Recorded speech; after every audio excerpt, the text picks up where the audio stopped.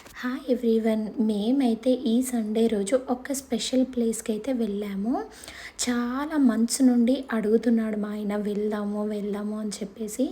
శ్రీ అయ్యప్ప స్వామి దేవాలయము శంకర్పల్లిలో ఉంది. మనకి శబరిమలలో ఎలా అయితే కట్టడం ఉందో అంటే ఆ టెంపుల్ నిర్మాణము సేమ్ ఇక్కడ అలాగే కట్టారు. 13 ఇయర్స్ నుండి కడితే ఇప్పుడు పూర్తయిందంట. రష్ ఏమి ఎక్కువ లేకుండే. శంకర్పల్లి అంటే చాలా సిటీ అవుట్స్కట్స్లో కదా, విలేజ్లా ఉంది.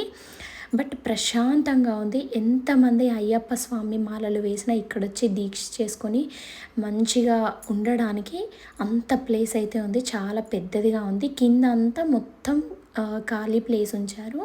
పైన టెంపుల్ ఉంది. అంటే నేను ఇదే ఫస్ట్ టైము అయ్యప్ప స్వామిని దర్శించుకోవడము నా లైఫ్లో.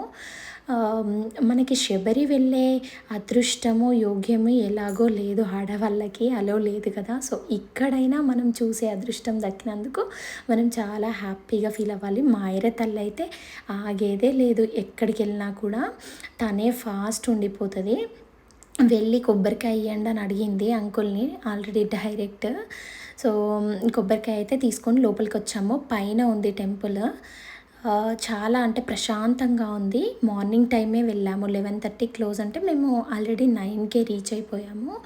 ఇక్కడ ఈ స్టెప్స్ అయితే 18 ఉన్నాయనుకుంటా. ఈ అయ్యప్ప ప్రతి టెంపుల్లో ఈ స్టెప్స్కి ఒక అర్థం ఉంటుంది అనుకుంటా అండి. మీకు తెలిస్తే నాకు కామెంట్ చేయండి. అండ్ ఎన్ని స్టెప్స్ ఉంటాయి ప్రతి ఒక్క అయ్యప్ప టెంపుల్లో అనేది కూడా నాకు కామెంట్ చేయండి మీకు తెలిస్తే మాత్రము. మా ఆయన అయితే అయ్యప్ప స్వామి మాల వేసుకుంటా అని అనుకుంటున్నారు 11 డేస్. బట్ 11 డేస్ వేసుకోవద్దంట కదా, 41 డేస్ కంపల్సరీ అంట కదా. మీకేమైనా తెలిస్తే అయ్యప్ప గురించి మాల గురించి నాకు తప్పకుండా కామెంట్ చేయండి. కట్టడం అయితే చాలా బాగుంది. అంటే నాకు టెంపుల్ ఆర్కిటెక్చర్ అయితే చాలా నచ్చింది. లోపలైతే గర్భగుడిలో ఫొటోస్ తీయడానికి అలో లేదు. బట్ బయట నుండే నేను తీసాను. చూసారనుకుంటా మీరు, ఇందాక ఒక క్లిప్ పెట్టాను దేవుడిది. మా ఐర తల్లి ఎంతో భక్తి శ్రద్ధలు ఉన్నట్టు చూడండి. నిజంగానే భక్తి ఎక్కువలేండి. నేను పూజ గదిలో ఉన్న ప్రతిసారి ఇంకా తనకి చెప్తా ఉంటే అవే చిన్నప్పటి నుండి అలవాటయ్యాయి. స్వామియే శరణమయ్యప్ప అంటూ తిరుగుతుంది. మీరే చూడండి.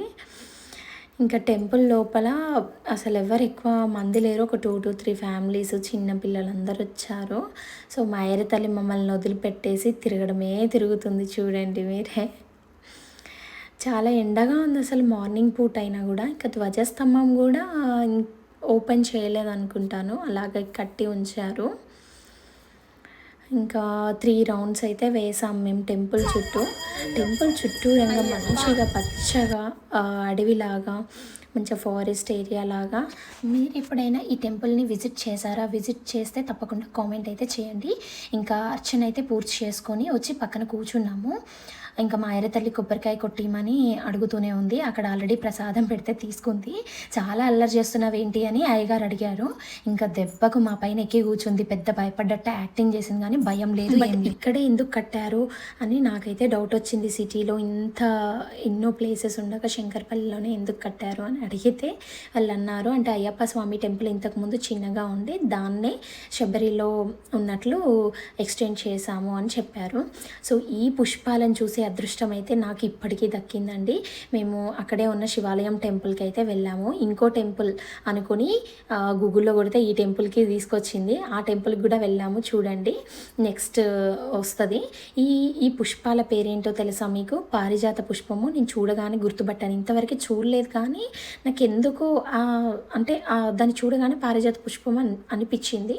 తర్వాత తెలుసుకున్నాను, అంటే ఈ పూలు కింద పట్టయే ఏరాలని నాకు తెలుసు, చెట్టు మించలు తెంపొద్దని చెప్పి. సో ఏ పుష్పాలైనా మనం స్వామివారికి దేవుళ్ళకి పెట్టేటప్పుడు పూజకి చెట్టు మించల్లి తెంపి మాత్రమే పెడతాం. బట్ ఈ పుష్పాలు మాత్రం కంపల్సరీ కింద రాలిన తర్వాతనే తెంపాలి. తెంపడం కాదు, తీసుకొని దేవుడికి పెట్టాలి.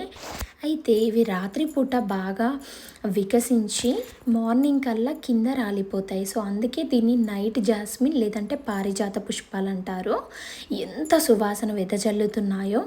ఈ చెట్టు అందరి ఇళ్ళల్లో ఉండదనుకుంటా. ఉంటాయి, ఎక్కడో ఒక దగ్గరే కనిపిస్తుంది, చాలా రేర్గా. నాకైతే మా విలేజ్లో కూడా ఇంతవరకు చూడలేదు. మా ఐర తల్లి నేనైతే ఏరుకున్నాము. ఏదో చిన్న ఆనందము, స్వామివారికి పెట్టినా పెట్టకపోయినా ఈ పువ్వులను మళ్ళీ ఎప్పుడు చూస్తామో అని చెప్పి అలా తీసుకొని పెట్టుకున్నాను నేనైతే. మీరు ఎప్పుడైనా ఈ పుష్పాలను చూసారా? అండ్ స్వామివారికి ఇంకా శివాలయం టెంపుల్ అయ్యవారు ఏం లేకుండే, జస్ట్ ఊరికి అలా దర్శించుకొని వచ్చేసాము. ఇక్కడ చూడండి, మనుషులకు కూడా ఇంత క్యూ ఉండదేమో గేట్ దగ్గర, రైల్వే గేట్ దగ్గర మనుషులు కూడా ఇంత పద్ధతిగా క్యూలో ఉండారనుకుంటే చూడండి, ఒక దాని వెంట ఒకటి వయ్యారంగా తిప్పుకుంటూ వెళ్తున్నాయి. ఇదొక కామెడీ లాగా అనిపించింది. కామెడీ అని కాదు, అవి కూడా ప్రాణులే, బట్ అక్కడ వేరే ప్లేస్ లేదు, ఇంకా అదొకటే కాబట్టి అవి కూడా వెళ్తున్నాయి. ఏం చేస్తాయి, నెత్తి మీదనే దరిద్రం ఉన్నట్లుంది.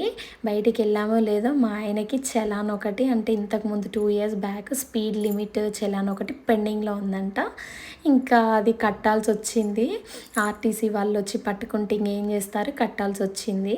మా ఆయన నన్ను అన్నారు, నీకు ఈరోజు బిర్యానీ ఇప్పిస్తానన్నా, నాకు 1000 బొక్క, ఇంకా బిర్యానీ లేదు ఏం లేదని అన్నారు. ఈ టెంపుల్ అయితే చాలా ఫేమస్, మరకత శివలింగం. అంటే ఇక్కడ ఒక స్పెషాలిటీ ఉంది, చాలా పురాతనమైన టెంపుల్ కూడా. ఒక రాయి ఉంటుంది, ఆ రాయి మాత్రం అంటే మనం ఏం కోరుకొని దాన్ని పట్టుకుంటే ఖచ్చితంగా అది కదులుతుందంట. కొంతమందికి నిజంగానే కదలట్లేదు. నేను ఫస్ట్ ఏదో ఫేక్ అని అనుకున్నాను. యాక్చువల్గా నా సిచ్యువేషన్ చూడండి, నాకే జరిగింది. అందరికీ కదలుద్దులే, పట్టుకున్న తర్వాత కదలకుండా ఎందుకు ఉంటుందని అనుకున్నాను. బట్ నా అంచనాలు తారుమారయ్యాయి. నేనైతే ఏది కోరుకున్నానో లైఫ్లో నాకు అవి జరగవు, అన్నీ ఆపోజిటే జరుగుతాయి. మా హస్బెండ్కి కూడా అంతే. సో పెద్దగా ఏం ఆశలు పెట్టుకోకుండా మన కష్టం మనం నమ్ముకొని న్యాయంగా ఉంటే ఆ దేవుడు అన్ని చూసుకుంటారని నేనైతే గట్టిగా నమ్ముతాను అంతే. ఇంకా డిసప్పాయింట్ అవ్వడం మానేశాను. చాలా డిసప్పాయింట్ అయ్యేదాన్ని చిన్న చిన్న వాటికి. ఇప్పుడు పెద్ద పెద్దవి కూడా లైట్ తీసుకోవాల్సి వస్తుంది. ఇంకా లైఫ్ అంటేనే అంతా కదా.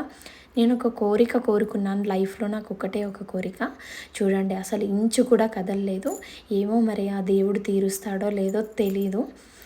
నెక్స్ట్ మా ఆయన ట్రై చేశారు. ఎంత కదలలే అమ్మా, వెళ్ళిపోనన్నారు అయ్యగారు అయితే. 5 minutes అట్లా 2 minutes ఉంచారనుకుంటా. మా ఐర తల్లి చూడండి, పట్టుకుంటే మొత్తం కదిలిపోయింది. అయ్యగారు అంటున్నారు, వాళ్ళు కదిలిస్తే అలానే ఉంటుందమ్మా అని చెప్పారు. అందరు నవ్వారు అక్కడ వాళ్ళు. మా ఆయన పట్టుకున్నారు. మా ఆయన కూడా న్యాయంగానే ఏదో అంటే తీరేవే, పెద్ద పెద్ద ఆశలేం కాదు, కోరుకున్నారు. అది కదలాలా వద్దా అన్న భ్రమలో కదిలింది. అదే నవ్వుకుంటున్నాడు. అటు ఇటుగా ఉంది, పూర్తిగా కదిలినట్టు కాదు, కదలినట్టు కాదు, కొంచెం ఇంకా నాకంటే బెటర్ అనుకోండి. ఏంటో ఇది నిజమో అబద్ధమో నాకైతే తెలీదు, బట్ మన నమ్మకం అంతే. ఇక్కడ పులిహోర పెడుతున్నారు. అయితే పులిహోర పెడుతున్నారని చెప్పేసి మా ఆయన్ని వెళ్ళి తీసుకురా అని అంటే తర్వాత తెలిసింది వాళ్ళొక ఫ్యామిలీ, వాళ్ళే తింటున్నారని చెప్పి. వెళ్ళి అడిగితే ఇజ్జత్ పోయేదేమో. సో ఇక్కడ ఒక మంచి హ్యాపీ మూమెంట్ జరిగింది టెంపుల్లో. నేను తిన్న తర్వాత నన్ను ఒక అమ్మాయి వచ్చి వెనకాల నుండి, మీ బ్యాంగిల్స్ చాలా బాగున్నాయని చెప్పింది. అస్సలు షాక్ అయ్యాను.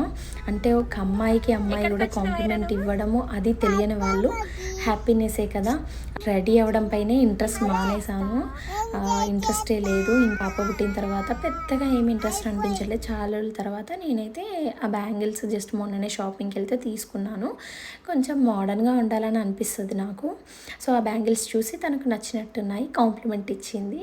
ఇంకా మా ఆయన కడుపు నిండిపోయిందా అని అన్నారు. అరే వీడియో తీసుకుంటే అయిపోయేది కదా అని అంటే, హ్యాపీ మూమెంట్లో ఐడియా ఎలా తడుతుంది నాకు. సో మేము అక్కడ నుండి ఇంకా లంచ్ అయితే చేసేసి శిల్పారామంకి అయితే వచ్చాము.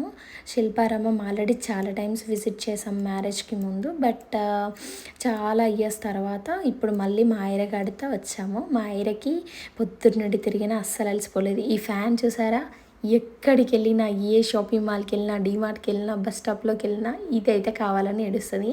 ఇంకా మా ఆయన అయితే ఎన్ని కొన్నారో. మాకు అసలు ఒక ఐడియా వచ్చింది, ఇన్ని డేస్ ఈ ఐడియా ఎందుకు రాలేదు. అసలు దీన్నే మన కార్లో వెనకాల పడేసి అడిగినప్పుడు వాళ్ళు తీస్తే అయిపోద్ది కదా అని అనుకున్నాము.